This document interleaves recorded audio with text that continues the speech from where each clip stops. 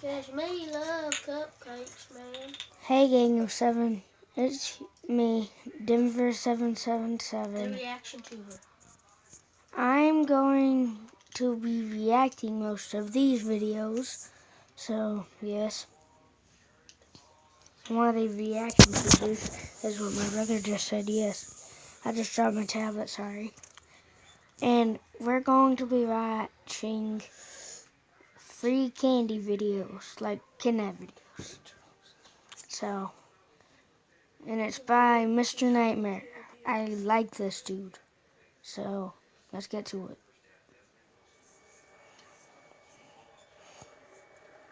Number 3. I'm a 22-year-old girl. I was looking on Craigslist to buy a couch for my new apartment a month ago. I found something I thought seemed like a good deal. I'm gonna have to go in here. The couch seemed to be in great shape. The seller wanted to be contacted by email. His email was mexicanpoppy666@hotmail.com. I felt that email was a bit off-putting, but I still went ahead and emailed the man my offer. He responded within 5 minutes, accepting the offer and asking for my address. I honestly felt uncomfortable with his asking. I did not want a stranger coming to my house. I suggested that I just come to his house to pick it up, but he continually insisted that he come to my house. Eventually, I stopped responding, and a day later, he emailed me again, giving me his address. I didn't know if I should go at that point, but it seemed like a steal, almost too good to be true. And according to his address, he didn't live too far. So I got in my van and drove over to the seller's house.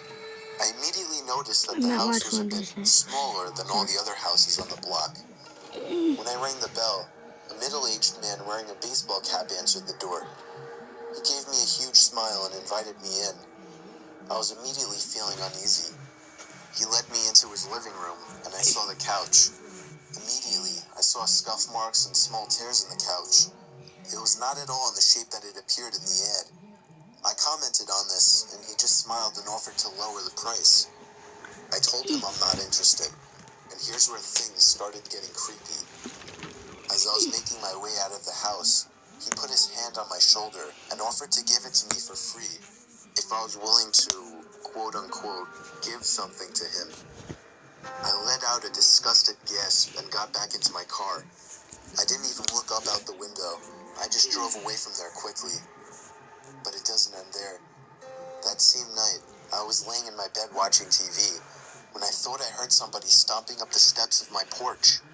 I muted the TV and was able to clearly hear the sound of somebody fiddling with my front doorknob. I jumped out of my bed and tiptoed over to the front door to look through the peephole, but whoever it was already gone.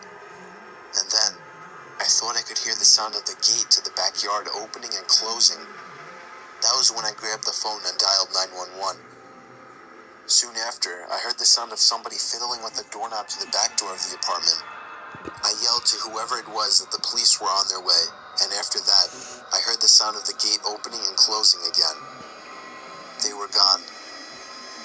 This was a month ago, and nothing has happened since, but I still can't sleep at night. I'm 99% sure it was the man that was selling the couch. He must have followed me home. There was no way it was just a coincidence. I don't plan on using Craigslist anymore, and I'm still trying to find a new apartment. Number 2. I was looking for a car to buy for my son for his 18th birthday. I was searching all the typical car websites, cars.com, eBay Motors. They were all overpriced as expected. Craigslist was the only place to find an actual deal. About a week into my search, I found an 03 Toyota Camry. It had 67,000 miles, no accidents, no damage, and good condition for only $3,500. This seemed like a steal for such a reliable car with such low mileage. The seller lived about 10 miles from me, which was a reasonable drive when looking for a car.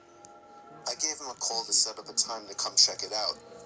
The man sounded normal on the phone. He assured me that there were absolutely no problems with the car. He introduced himself as Bob.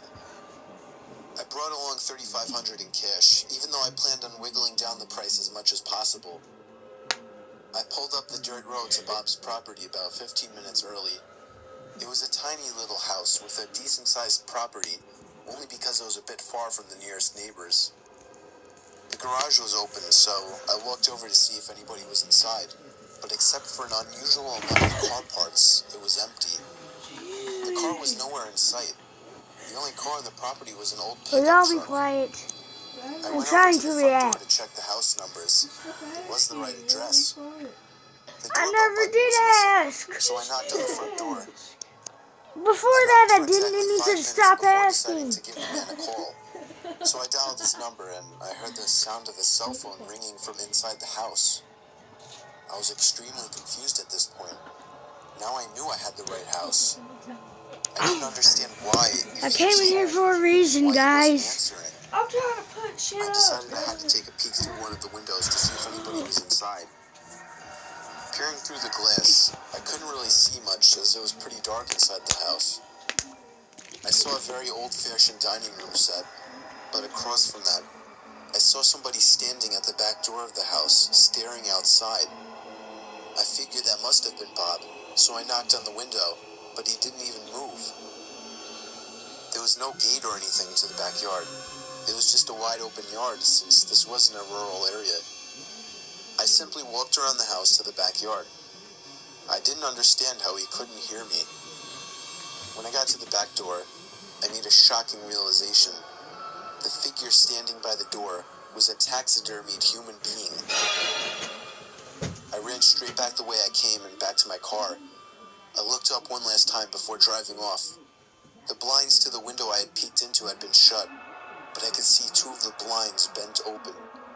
Somebody was at that window watching me. You can probably guess I had the gas pedal to the floor the whole way home. The whole situation still makes no sense.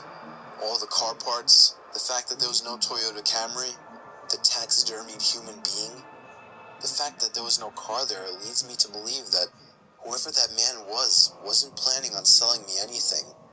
And that also leads to the disturbing thought that I was very close to becoming a lifeless statue staring out that man's back door. Number 1. I was looking to buy the iPhone 5 about a year ago. I found a guy on Craigslist who was selling his for $200. He claimed it was in mint condition and that he wanted to upgrade to the 5C. I didn't know much about how to go about testing a phone to make sure everything works, so I brought my little brother along who knew a lot more than I did. We met halfway at a Dunkin' Donuts parking lot at like 10 o'clock at night. 2 large, intimidating guys stepped out of a black Honda Civic and walked over to us.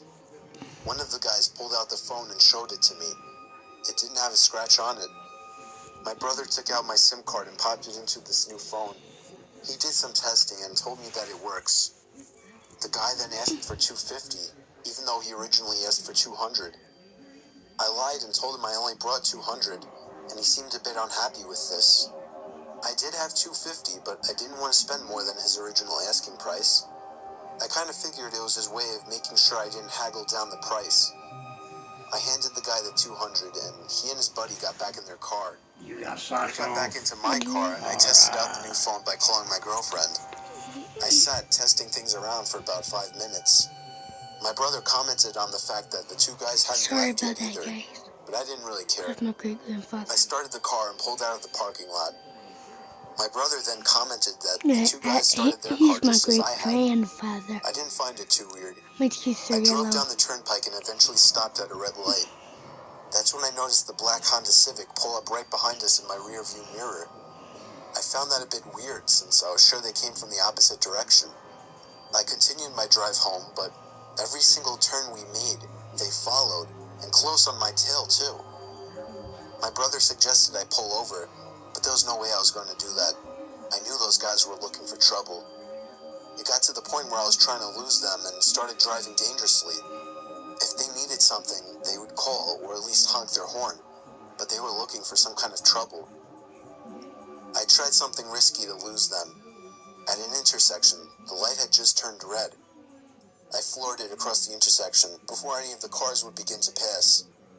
My brother shouted at me, calling me stupid and crazy, but it worked. They didn't follow. We got home after the extra long drive. My heart was still racing from the intensity of the situation. I was just happy I got a working phone for such a low cost.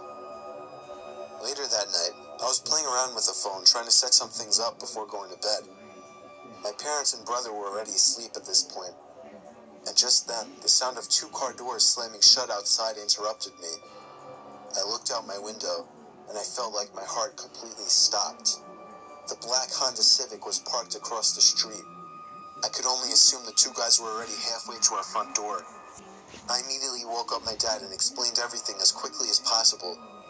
He got up, grabbed a baseball bat, and crouched behind the front door. A loud knock came at the front door. My dad screamed at them to go away. One of the guys on the other side of the door claimed to have a gun and said that he would shoot the lock off of the door if he didn't open up. My dad told me to call Joe, our friend who lives 2 doors down who happens to be a police officer. I called Joe and he said he would be right over and to stay hidden. Here's the part that still scares me to this day. There was the sound of a silenced shot of a pistol. I peeked over and saw a bullet hole in the door, inches away from my dad's head. My dad ran away from the door and we all listened. We heard Joe outside yelling at them to drop their weapons. My dad went outside to help when they lowered their guns. Joe arrested the 2 assholes. I have to say, this was the scariest day of my life, but it was also the best I had ever felt in my entire life. Yeah, you better call the police, call the coroner, call up your priest, have the warrior.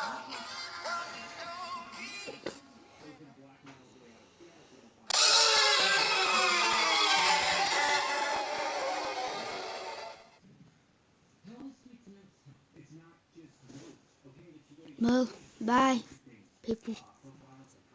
Bye, Gang of Sevens. I'll see you in the next video. Everything we don't want usually gets thrown in